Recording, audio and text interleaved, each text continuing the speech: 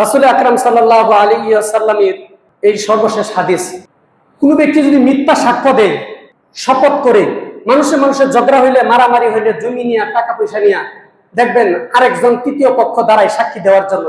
আল্লাহ রাসূল বলতেছে, যারা মিথ্যা সাক্ষ্য দেয় দুনিয়াবি একটু স্বার্থের জন্য, আত্মীয়তা সম্পর্কের কারণে বা বন্ধুত্বের সম্পর্ক, বা আমার গোষ্ঠী বংশের লোক, সে ফাঁসা যাবো গা, যার মিথ্যা কথা বললে আমি যেহেতু মাতবর প্রধান বা আমি একটা নির্ভরযোগ্য ব্যক্তি, আমি মিথ্যা বললে এটা সত্যই মানবো, সবাই আছে না? আল্লাহ রাসূল বলছেন যে তার জন্য ভয়াবহ শাস্তি অপেক্ষা করতেছে।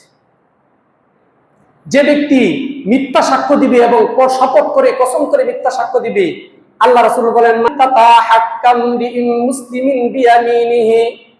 আল্লাহ রাসূল বলেন, কোন ব্যক্তি যদি মিথ্যা সাক্ষ্য দেয়, কোন ব্যক্তি যদি কসম করে, শপথ করে, আল্লাহর উপর কসম করে, শপথ করে সে মিথ্যা সাক্ষী দেয়, আউজাবাল্লাহু লাহুন নার, আল্লাহ রাব্বুল আলামিন তারে একটা মিথ্যা সাক্ষী দেওয়ার কারণে তার উপর জাহান্নামের আগুনকে ওয়াজিব করে দিবে।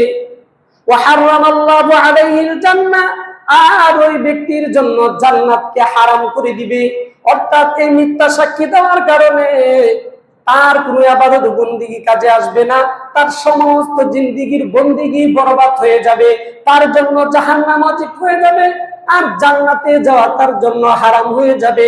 এক সাহাবী দাঁড়িয়ে গেল, ইয়া রাসূলুল্লাহ, কতই তুমি মিথ্যা সাক্ষ্য আমরা দেই, যদি ছোট ছোট বিষয় হয়ে যায় তাহলে মাফ আছে কিনা? সাহাবী প্রশ্ন করতেছে, ইয়া রাসূলুল্লাহ, ওয়া ইন কানা শাইআন ইয়াসীরা, হে আল্লাহর রাসূল, যদি ছোট ছোট বিষয় হয়, একটা ফল ফুট হয়, অথবা ছোট্ট একটা কাজের জিনিস হয়, অল্প 10 টাকা 20 টাকার পরিমাণ হয়, তাহলেও কি আল্লাহ এত বড় শাস্তি দিবে?